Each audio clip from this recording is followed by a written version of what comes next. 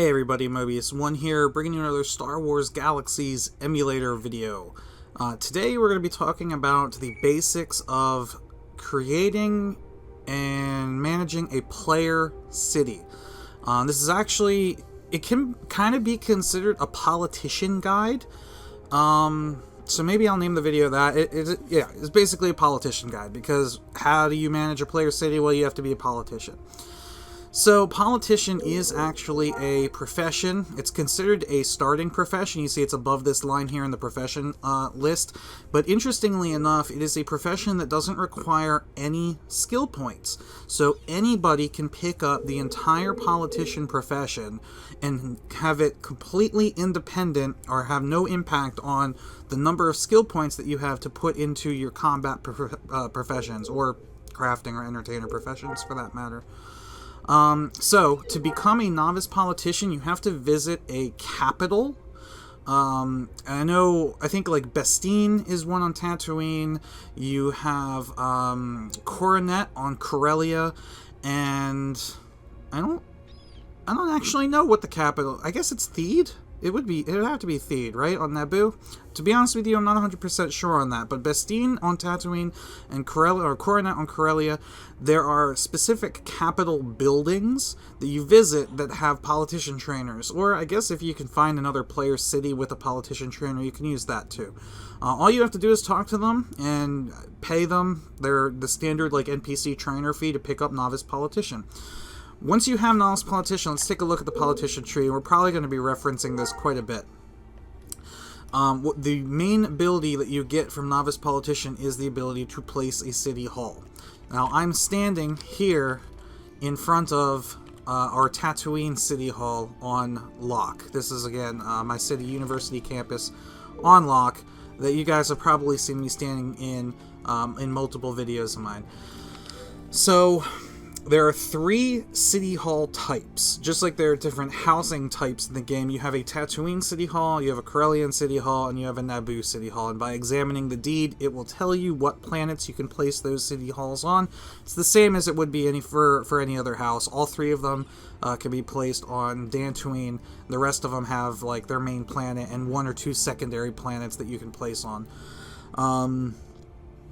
The City Hall itself does not require any lots. So if you've watched my housing guide, I know it's a really old video, probably it's like 2 years old now, talks about how every structure you place in the game requires a certain number of lots. City Hall is one of the unique structures that does not require any lots. So even if you have all 10 of your lots taken up by other things, you can still place a City Hall. However, City Hall does have a couple of interesting requirements that other structures do not have. Since it is a city, it can only be placed as long as it is more than 1,000 meters or a kilometer from another City Hall. Now, the distance that it has to be from NPC cities can be a little wonky at times, because NPC cities have like a no-build zone around them that can extend quite far from the city. So, discounting NPC cities, when you place your City Hall, it must be at least 1,000 meters away from other player-placed City Halls. Now, the reason for that is because at the maximum size, a player city's placement radius, like the distance from the City Hall that is considered still within the city, is 450 meters. So by keeping the 2 City Halls at least 1,000 meters apart, you will never have 2 cities' radii? That intersect. There will always be a 100-meter gap, even if both cities reach the maximum size. So, keeping that in mind, you may have to hunt and pick and choose a pretty decent location to place your city on the map. There are some more advanced things about cities that I won't get into in this video. I'm going to end up doing a follow-up video on actually managing the city once it's established, but I just wanted to stick to the basics with this one. Just because you don't see a city on the map does not mean that there's not a city there. So when you look at, let's take Locke for example here, and you're looking on the map and you say, okay, I think it'd be really cool to build a city right here. Whoops. here we go. Say like, oh, that looks like a pretty cool area to build a city, and there's nothing on the map there. Well, unfortunately, just because you don't see anything on the map there doesn't mean that there's not a city there. They just may not be registered on the map. So you actually will have to do a little bit of exploring to find a good, a decent spot to place your city. You want to try to find a spot that has a lot of flat ground, because obviously you're only going to be able to build structures on flat ground. And not water. See, we made a slight mistake when we placed University Campus. We placed the City Hall right up against this lake here, and that really restricted the amount of space that our citizens had to build citizens initially, until the city grew enough so that we could expand further to the east. So you do want to keep stuff like that in mind. Keep in mind that that your radius will expand, but it takes time, and I'm going to get into that in a little bit. So, what do you need to get started with a city? Well, you do need to get a city hall deed, and all of the city structures can be crafted by an architect. So you're going to have to buy the deeds from a player, just like you would regular house deeds. What you do need to get started, though, after you get the city hall deed, is you actually are going to need 10 citizens in your city within the first 24 hours. So 24 hours after you place your city hall, if you do not have 10 citizens in your city, you will lose the city hall, and you will not get the deed back. That city hall will literally implode, and however many credits you spent on it when you bought it from the architect or bought it off a vendor or whatever will be gone. So probably a good idea to make sure you've got your 10 citizens lined up before you place the city hall. Otherwise, you may end up needing to purchase another one. Luckily, the mayor himself does count as the first citizen. So when you place the city hall, you're already at 1 citizen. So you really only need 9 more. And interestingly enough, unfortunately, in my opinion, since Basilisk allows you to have 10 characters, it is theoretically, it's not even theoretically, it is literally possible for a single player to establish their own city.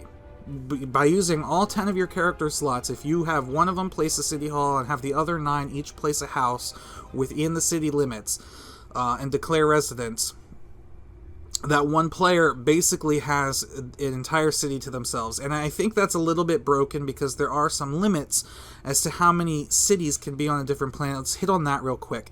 So each planet in the game has a cap on the number of cities that can, player cities that can be there. I believe the cap for the starter planets, which are Tatooine, Naboo, and Corellia, are 20 cities. And then I believe the cap for the other habitable planets, which would be Talos, Rory, Locke, and Dantooine, are 50 player cities. Now, there are some other limitations. Again, I don't want to get into them, but within the number of cities, there are a certain number on each planet that can reach a certain cap or a certain level, because your cities will actually rank up. And we'll get into that probably either later in this video or definitely in the next one. So once you have your 10 citizens, which I think we should go over really important, what actually classifies someone as a citizen, it is that they declare residence in their house. And there's another thing that I talked about in my housing video, that the structure management terminal for your house has the option to declare residency. Now, when you declare residency at a house, you can only declare residency at one house, regardless of how many houses you place. That is what determines, it's like saying that this is your main home. So when you build a house within city limits and declare residency in that house, you are then considered to be a citizen of that city. Now, and since you can only declare residency at one house, you can obviously only be a citizen in one city at a time. You can switch whenever you want, but obviously if you switch, then the house that was within city limits, that city will drop a citizen, even though you still have a house there. Just the fact that you have the house there does not make you a citizen. So, you need to have the city hall, you need to have at least 9 other houses with citizens declaring residency. But what you'll notice when you place the city hall, if somebody tries to place a house within city limits, they'll get an error message saying that they don't have zoning rights to place a house. So if we go back to this politician tree, you actually get an ability at Novice Politician called Grant Zoning Rights. Now the command is /grant zoning rights target, which means you can just click on the target that you want or the player that you want, and you could type /grant.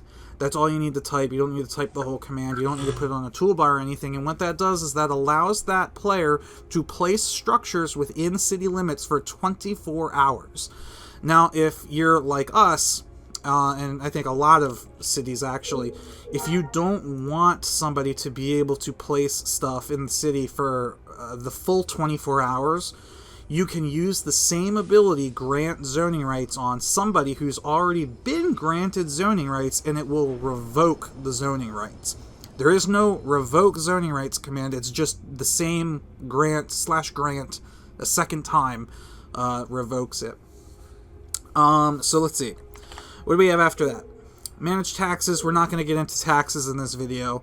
Let's talk about city levels. And actually, I've got to pull something up here because it does change.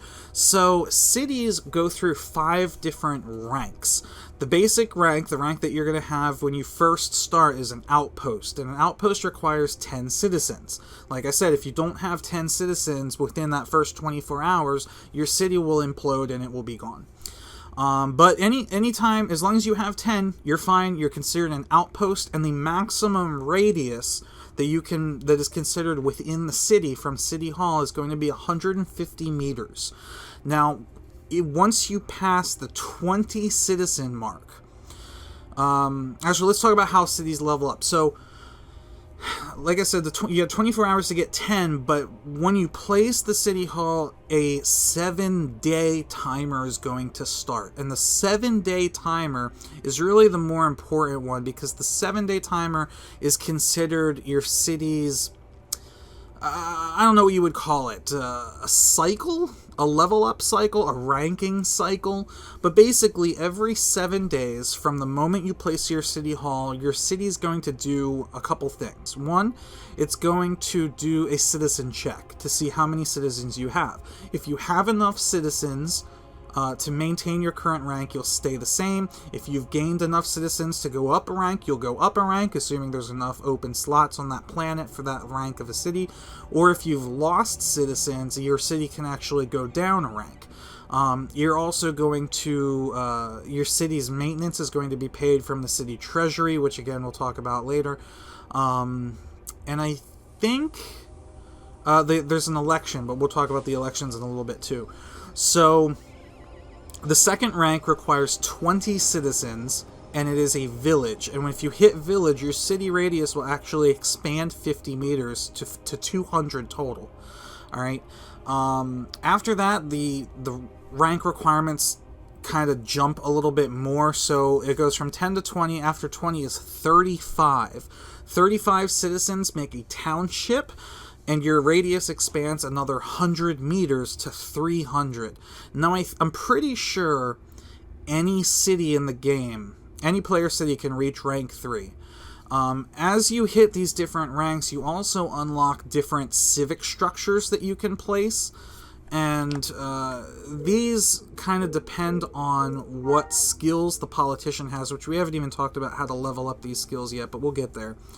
So you can see, depending on what skills you have as a politician, determines what you can place. So if you have Civic Policy 1, you can install mission terminals. If you have this Fiscal Policy 1 is what lets you register your city on the map. Fiscal Policy 2 lets you place a bank, lets you place a shuttle port, if your city is at the right rank. See, just because you have the ability to place a shuttle port does not mean your city can support it yet. Unfortunately, you need to have a rank 4 city before you can place a shuttle port. And I'm getting a lot of this information from an old scrapbook article that's being hosted on SWGEmu.com. I'm going to put a link to this in the video description because there's a lot of really technical stuff, like what rank you have to be for what structures. I don't want to go over each of those individually because this video would be a lot longer than it already is going to be. But if you want to look at that, definitely click the link in the video description. You can pull all that information up. So what you're going to want to do is get the skills for what you want. Like if you really want to have a cloning facility in your city, then you want to go to Marshall Policy 2. If you really want to have skill trainers, then you're going to want Civic Policy 2. So I'll show you how to use those skills in a little bit.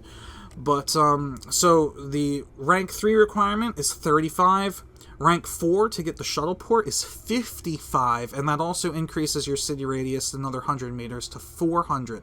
But it is very limited. The number of cities that can reach rank 4 are very limited on the starter planets. I think it's only 10 and 20 on the other planets, so that's less than half of the number of player cities that you can have. Can actually be large enough to have shuttle ports. And then rank 5 is a staggering 85 citizens. Now, our city here, University Campus, we actually have 89 at the time that I'm making this video. So we are a rank 5 city.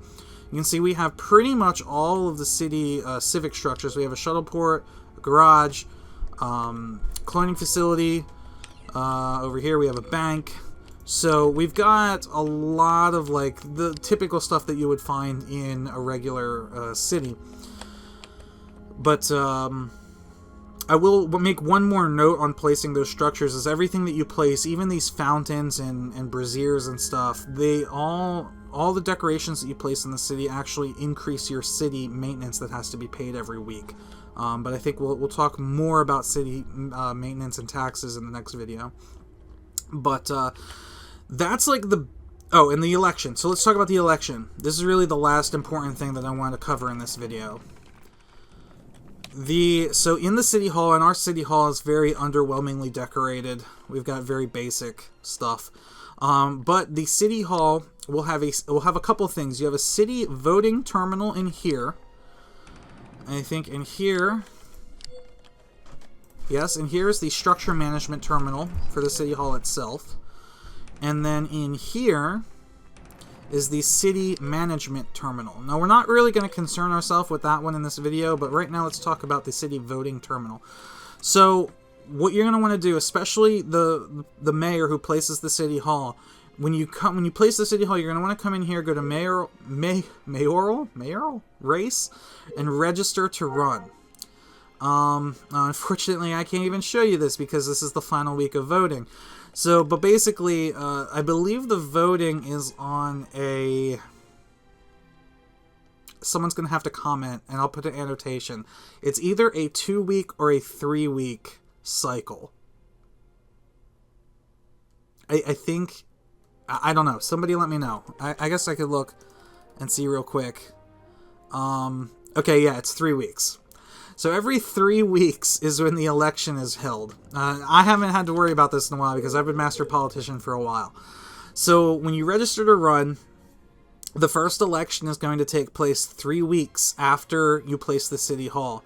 What you want to do is you want to have every citizen in your city vote for you as the mayor. If the citizen does not vote, they basically... they don't get to vote, or their vote is considered to be like an abstinent vote. They basically don't vote.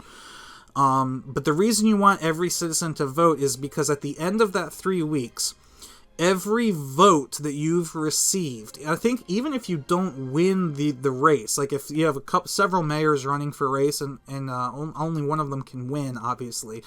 But I believe even if you don't win, every vote that you received gives you 300 politician XP. And that's quite a lot, considering the first skill... I can't see it on here, but I believe the first politician skill only requires 1,000 politician XP. And you also get... the winning mayor gets a bonus. 750. Yeah, so 750 XP for winning the race. So the amount of XP that you get as a politician and the way that you train up your politician skills is directly related to the number of votes that you get. So the more citizens you get, the more votes you get, the faster you're going to level up your politician skills, the better city you'll be able to have, the more stuff you'll be able to place. Let's just real quick before I end this video show the placing like skill trainers and mission terminals. Like I said, if we look on here, install mission terminal is a Civic Policy 1 skill. Recruit skill trainer is a Civic Policy 2 skill. And yeah, those are the only two that I want to show. All it is, it's just like placing decorations inside, except you're outside. So if I'm out here, I'm going to hit install mission terminal, which is just a skill I put on my bar. You have general missions, artisan missions, bounty hunter missions, entertainer, scout, imperial, and even rebel, though the faction terminals, you actually don't get those until martial policy 4. Alright, so you're gonna have to actually train up in order to do the rebel and imperial. I think even bounty hunter ones? No. Okay, so I guess you can just do bounty hunter ones off the basic ones, I guess. So let's just do a regular general missions. So I hit OK. Oh, and look at that. It just pops up right where I'm standing. And then I think... Oh, no, you can't use the rotate commands, but you can align it in a direction. Or you could just remove it like this, too. I believe it comes in, or it pops into the world facing whatever direction you're facing. Yeah.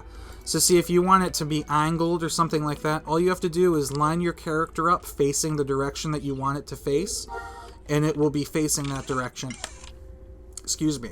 The skill trainers, that's not necessarily the case because they will rotate to speak to whoever's talking to them, but placing them is exactly the same. When you go to recruit skill trainer, you have an entire list of things here. Let's just do politician. You press OK, and there's the politician trainer. Now, unfortunately, you cannot customize the NPCs, but they will be random whenever you place them. So if I do politician again,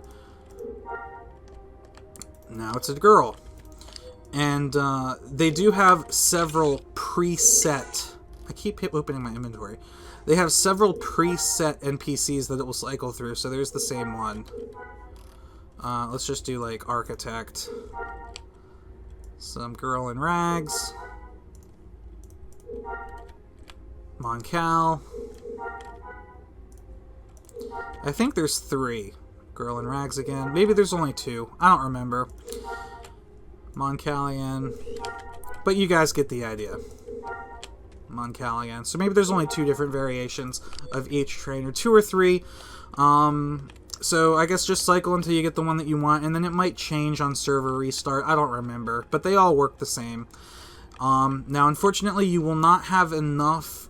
you can't place a skill trainer for each profession. But the higher your city rank grows, the more skill trainers that you can place. Alright, so I know there's still a whole lot more stuff that I can get into about cities, but I just wanted to make like a basic, this is what you need to know to get your city started video. Check back next week for a advanced city guide or follow-up where we'll talk about some of the more detail-oriented things about player cities. So, thank you guys for watching. Mobius1 here, and I'll see you next time.